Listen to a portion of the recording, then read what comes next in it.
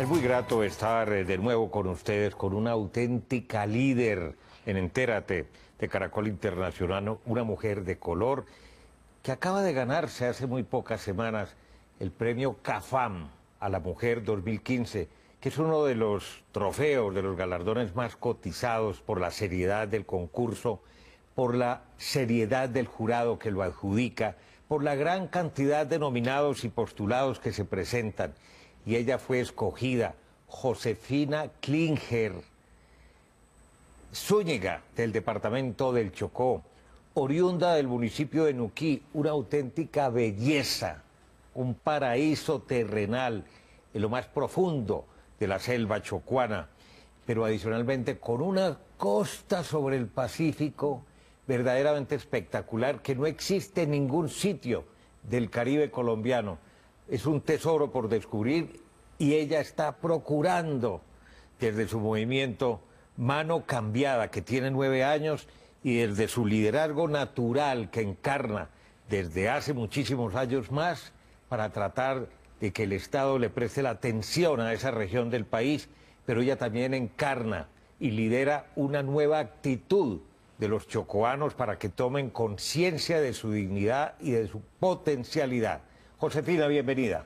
Muy buenos días, muchas gracias, Darío. Bueno, primero felicitaciones por el premio y por todo lo mucho y muy bueno que hace por los suyos. Muchas gracias. Para usted, ¿qué es ser negra? Yo digo que mi espíritu es universal y que la negrura es mi valor agregado. Valor agregado. Sí, lo que yo sé hacer, yo tengo que conectarme con los demás desde el espíritu, y esta forma que tengo de mujer, encarnada en un cuerpo de mujer y de mujer negra, me agrega valor, no me hace menos. Y es de algo que estoy convencida hace tiempo y digo, yo canto, yo bailo, yo cocino, y eso me agrega valor y más para la actividad que hago. A ver, sobre los chocuanos, tan vecinos al departamento de Antioquia, pues hay una estigmatización de que es el departamento más pobre, pero hay unas explicaciones que dicen pues, que hay gente muy negligente, son muy perezosos, ellos no tienen espíritu de progreso, no les interesa, con un plátano, un pescado, y con eso es suficiente. ¿Cómo mover al Chocó, transformar la imagen del Chocó? Y porque además, como muchas otras regiones del país, porque no es solo el departamento del Chocó, los organismos de control dicen, es que lamentablemente casi todos los exgobernadores están en la cárcel por corruptos, lo propio ha sucedido con muchos alcaldes, es una clase política abiertamente descarada, holgazana y ladrona. ¿Cómo cambiar eso? Bueno, Darío, yo crecí escuchando ese discurso. Y hay un discurso incluso más duro, y es que desde que usted nace escucha que es pobre, que vive que es ciudadano de tercera clase, que se merece menos, que nació en aparente desventaja. Y creo que el mayor problema está en que nosotros nos creímos ese cuento. Y cuando uno se cree ese cuento, uno cae en la trampa de la pobreza. Y eso es muy complejo. Entonces a uno le dice la mamá, estudie para que sea alguien. Y no se vaya a quedar, mi hijo, en el campo, porque aquí hay que salir como sea para que usted no tenga la misma mala suerte. O le dicen, cásese con un blanco para que arregle la raza. Entonces es una autonegación todo el tiempo. Y uno se cree eso. El problema más cruel es que usted se sale de ahí efectivamente, creyéndose ese cuento, y pretende entonces homogenizarse con el resto del país. Y llega a una ciudad como Bogotá, que también discrimina, que refuerza ese imaginario, y vamos teniendo un imaginario de desventaja, y pretendemos que lo que venimos es a competir y a ganarnos un lugar para ser, ¿cierto? Para poder estar dentro de los estándares aceptados por un país. Y eso es una trampa en la que hemos caído, que nos genera ruptura de autoestima y que nos genera sentirnos efectivamente menos. Y entonces caemos en ser víctima, en vernos pobres, en sobredimensionar lo material, ¿cierto? Y el dinero. Y eso es una tragedia. Porque... ¿Y usted cómo se logró liberar realmente de ese imaginario? Y de bueno, pasaron muchas cosas, y yo pienso que cuando usted empieza a despertar en la medida en que usted tiene crisis y crisis y crisis, y usted tiene dos caminos, o se queda enterrado, o levanta la cabeza y dice, aquí tiene que estar pasando algo y yo tengo que hacer algo para cambiar esta realidad con la que no estoy satisfecha. La mayoría de las veces nos quedamos pasando cuentas de cobro y creyendo que todo el mundo, entonces entramos a la cultura del derecho pero no del deber. Y yo decidí un día asumir mi propia asistencia. Hice terapias, yo me paraba en el espejo y todas esas frases negativas que me habían dicho y que me condicionaron, pues las mandaba, como digo yo, para el carajo. Entonces yo mandé la pobreza para el carajo, pero tuve que hacer unos acuerdos conmigo misma. Entonces me preocupaba la falta de honestidad para manejar los recursos y empecé a entender por dónde estaba y me di cuenta que precisamente como me iba del territorio no valorándolo, una vez se estudia y alcanza cierto estatus, te sientes ciudadano de mejor clase, con derecho de ir a oprimir allá y de ir a saquear. Entonces hoy la educación para nosotros se ha convertido en el salvoconducto que nos da el permiso para tomar decisiones irresponsables porque nos angustia no tener de qué vivir dentro de 10 años. Entonces cuando manejamos un poquito de recursos aseguramos lo de nosotros primero y se nos rompe el tejido social en la medida en que ya no tenemos apuestas de bien común, sino individual. Y eso no es un tema de los chocuanos, es un tema del país entero, ¿cierto? Pero si alguien roba en una ciudad como Bogotá donde hay tanto empresas y eso es grave, pero es mucho más grave cuando usted roba en un sitio donde los recursos económicos son tan escasos. ¿Cómo hago yo en mi trabajo? Primero, darme un paseíto por mi ser interior y descubrir de qué estaba hecha. Entonces, la negrura, que era una desventaja porque nos asociaban solo con empleadas domésticas, la convierte en una fortaleza. Entonces yo hoy soy la negra más orgullosa de ser negra. Esa desventaja de ser mujer para aceptar entonces abusos, un día decidí no ser más víctima y me di cuenta que yo era la que elegía.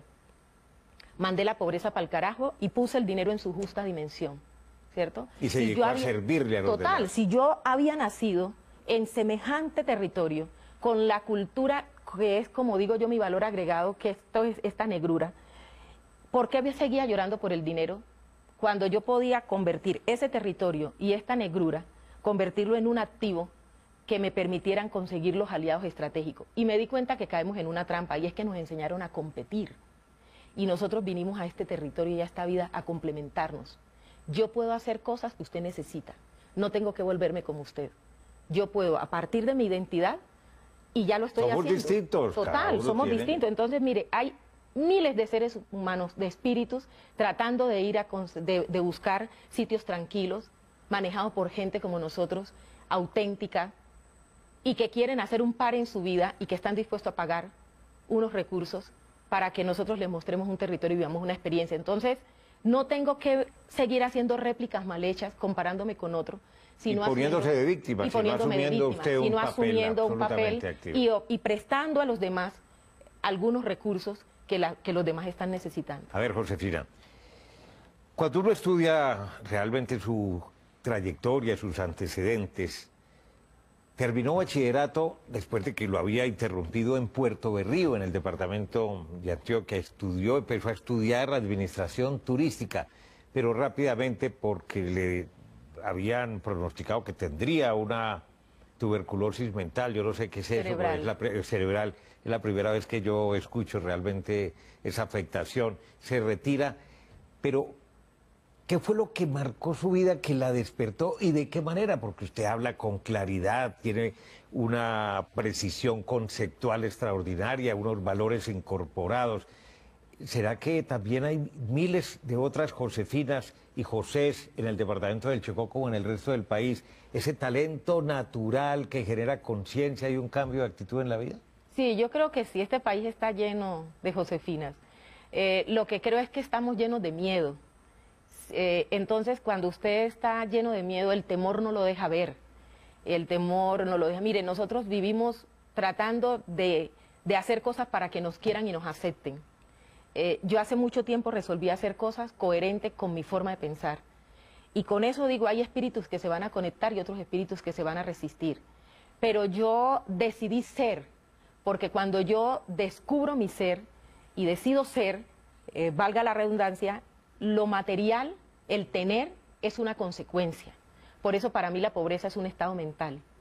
¿Cómo hago? Si yo nací sin dinero, no es resignarme, pero ¿cómo aprovecho esa realidad y la convierto en mi máxima fortaleza?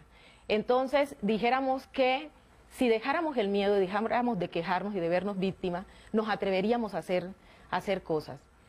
Nosotros, cuando estamos en un territorio como el Chocó estigmatizado, habían dos caminos. Yo empecé a hacer la siguiente reflexión: ¿por qué nos ven así? Y me di cuenta que eso no era una responsabilidad solo de los medios de comunicación. Habíamos ayudado y era una responsabilidad compartida. Entonces dije, desde hace 10 años, especialmente después de, dijéramos que lo que me hizo cambiar a mí fue ese momento tan especial. Yo empecé hace 25 años a liderar un proceso de que la gente despertara y que encontraran en el territorio el valor que tenían para que pudiéramos hacer procesos endógenos desde ahí mismo. Pero luego tuve un momento de enfermedad con esta tuberculosis cerebral y ahí ya completamente curada. En la cama, cuando estaba en plena crisis, que ya me habían encontrado la enfermedad y me empezaron a hacer tratamiento, pues el tratamiento era muy fuerte. Y en esa cama yo preguntaba que por qué ese trabajo de más de 10 años no incidía y no cambiaba realidad. Y tuve dos respuestas ahí en mi reflexión. Una era que lo estaba haciendo desde lo material y estaba creyendo que yo tenía que reivindicar los derechos de los pobres y de los negros, y yo no reivindico derechos, porque uno cae en la trampa cuando reivindica y es que está viendo a los demás como su victimario, y eso hay que acabarlo, eso hay que neutralizarlo. Yo empiezo a fortalecer el ser que hay ahí, y cuando fortalezco el ser, usted puede hacer lo que le dé la gana al lado mío y yo decido si me dejo enganchar o no me dejo enganchar.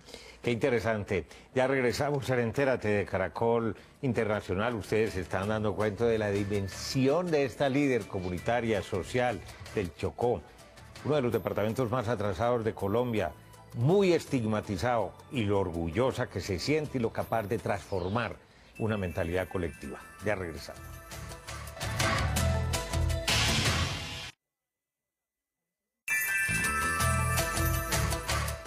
Regresamos en Entérate de Caracol Internacional. ¿De quién es el Chocó hoy? Porque a uno le han vendido la idea en el interior del país, por toda la riqueza que tiene, aparte de la belleza natural del departamento, con toda la riqueza natural y mineral y los recursos realmente que hay para toda la humanidad en cuanto a especias y demás que se pudieran aprovechar en investigación y en aplicaciones para beneficio a través de la salud. A uno le ha vendido la idea, no, eso está lleno de narcos, eso está lleno de guerrilla de las FARC, eso está lleno de guerrilleros del Ejército de Liberación Nacional, está lleno de bandas criminales. ¿De quién es el Chocó hoy? Mire, el Chocó es un territorio que tiene, gracias a dos leyes, la ley de los indígenas, que permite tener territorio colectivo, ¿cierto? Y la ley de comunidades negras, que es la ley 70 del 93. Dijéramos que la propiedad del territorio del Chocó políticamente es de población negra e indígenas que habitamos ahí. Sin embargo, el Chocó ha sido una despensa natural, donde todo el mundo saquea. Yo desde que crecí, pero desde hace muchos años, he escuchado cómo todo el mundo saquea ese territorio y todavía hay recursos. Entonces mire la cantidad de recursos que tenemos. Sin embargo, se van a agotar, se van a agotar. Hoy nosotros soportamos de que en ese territorio lleguen todas las manifestaciones de intereses ahí, y que eso ha permitido entonces que estén todas las manifestaciones de violencia en un territorio donde el actor principal no está jugando su papel de anfitrión. El mayor pecado que hay con el Chocó es que los locales no estamos jugando nuestro papel de anfitrión. Y cuando usted no juega en su casa su papel de anfitrión, sencillamente el que llega le pone las reglas. Entonces, ahí hay gente haciendo prácticas indebidas, inadecuadas, con el uso de los recursos que hay ahí. Pero también hay una comunidad que está ahí enquilosada, sintiéndose pobre, y hay unos cuantos personajes políticos, líderes, que no son apenas los políticos.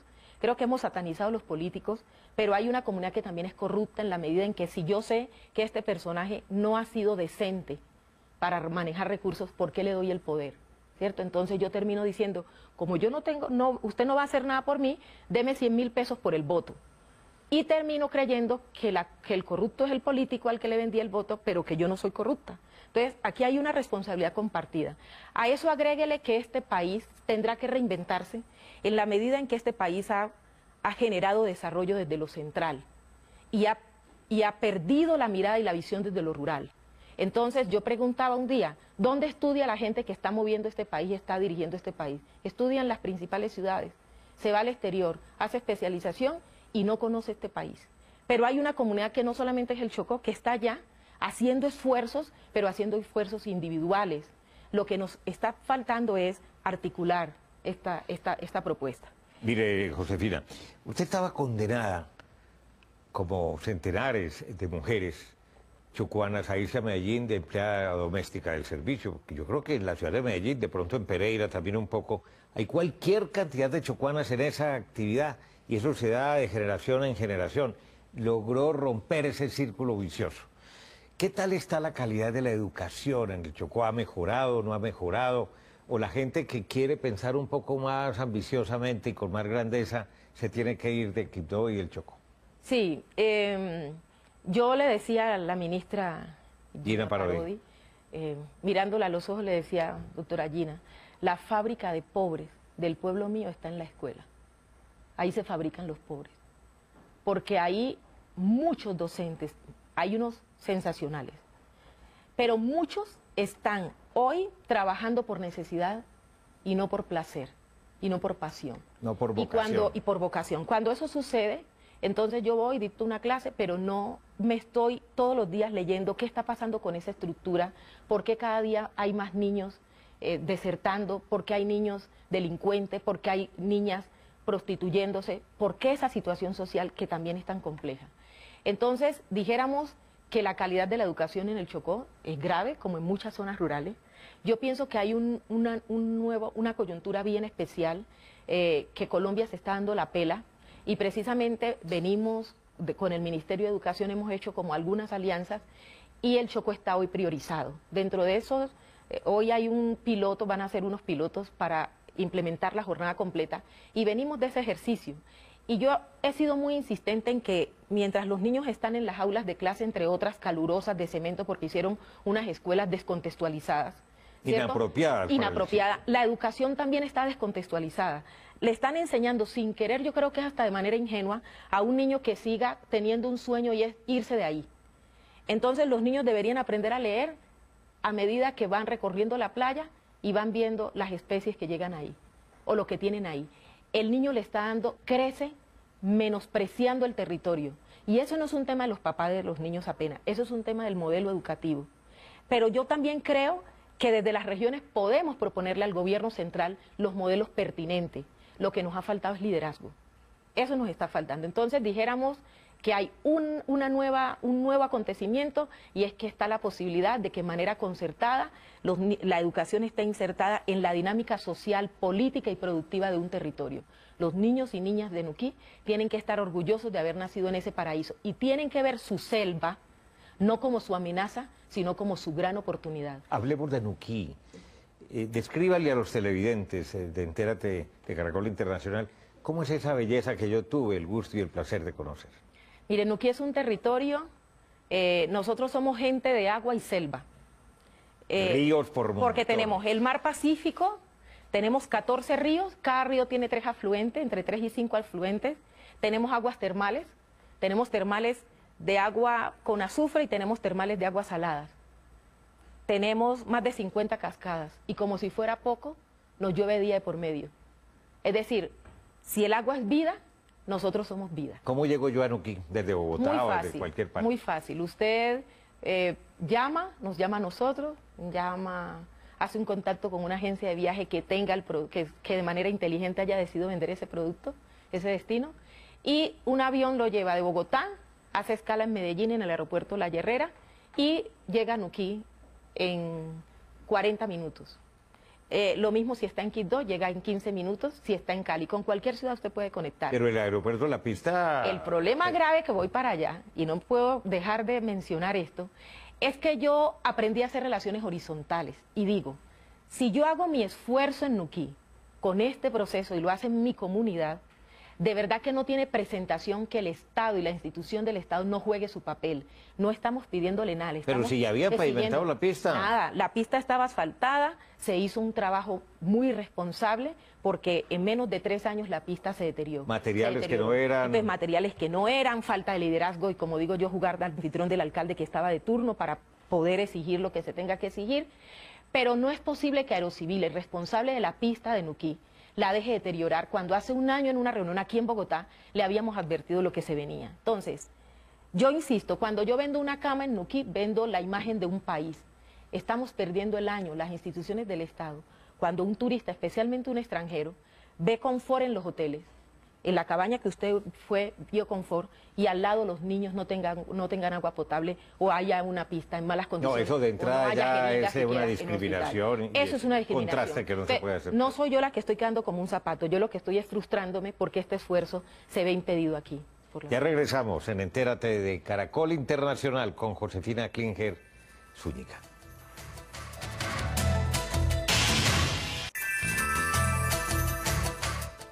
Josefina Klinger es hija de un matrimonio de un alemán que tuvo 17 hijos. ¿Usted lo conoció? Sí, claro. ¿Vive él todavía? No, ya vive. no.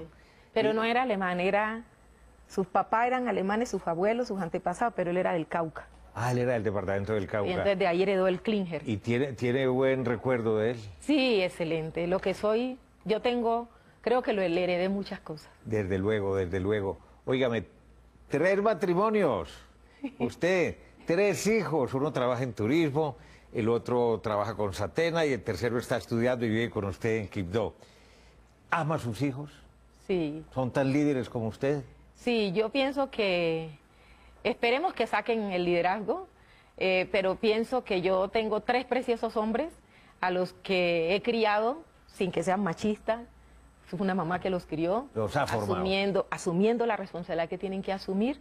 Y bueno, y son los más sacrificados en este trabajo. Son 25 años compartiendo una mamá que además hizo de papá y mamá. Qué bien. Oiga, usted, con todo lo que ha hecho, con su carácter, con su liderazgo y su empuje, debe tener más de un enemigo. Y hay gente que claro. Porque las envidias son naturales en el ser humano y más cuando falta la educación. ¿Cómo se defiende? ¿Cómo logra realmente sobreponerse de todos los ataques que pueda recibir? Hago 3 cosas. Una, manteniéndome coherente con lo que creo y dejándome de creer que estoy haciendo cosas para agradarles a unos o a otros. Yo defino mi ruta, trabajo juiciosa mi ruta y mi ruta es apuesta de bien común. Eso es una determinación que yo tomé y eso no lo negocio con nadie. La otra es que argumento. Yo argumento. Tiene la fuerza de la dialéctica. Sí, yo argumento, pero la otra para mí más fuerte y más determinante es el ejemplo. Los resultados. Jesús decía, por sus frutos los conoceréis. Bueno, y usted maneja también una corporación, quémosle unos segunditos, porque ya se nos agota el tiempo, a Cambiando de Mano. ¿Qué es ese movimiento y qué pretende y qué hace? Bueno, el concepto de mano cambiada era un concepto ancestral que se usa en el Pacífico aún. Era la minga, cuando todos caemos a un objetivo común, el trueque, cuando cambiamos productos tangibles, y el mano cambiada, cuando intercambiamos mano de obra. Como no había dinero, los viejos nuestros se inventaron esas 3 prácticas, el trueque y el mano cambiada. Eso generó una relación solidaria. Con la entrada del dinero se rompe. Yo recupero el concepto porque entendí que la vida no la vida no está determinada por el dinero, está determinada por la solidaridad. Y alguien me enseñó hace unos años, Hernando Molina, un empresario de Cali que me ayudó mucho, me dijo, en la vida es mejor tener amigos que tener plata. Entonces, lo que hice fue, con esos conceptos y con esa información, diseñarme esta estrategia y puse de manifiesto y visible un concepto que no solamente los chocuanos tienen que asumir, que lo tiene que asumir el mundo entero. La vida no está determinada por el dinero y lo material, pero sí está determinada por las relaciones solidarias, que es muy distinto a la caridad. Ahí está una enorme reflexión que tiene toda la sabiduría, que tiene toda la trascendencia y toda la espiritualidad también.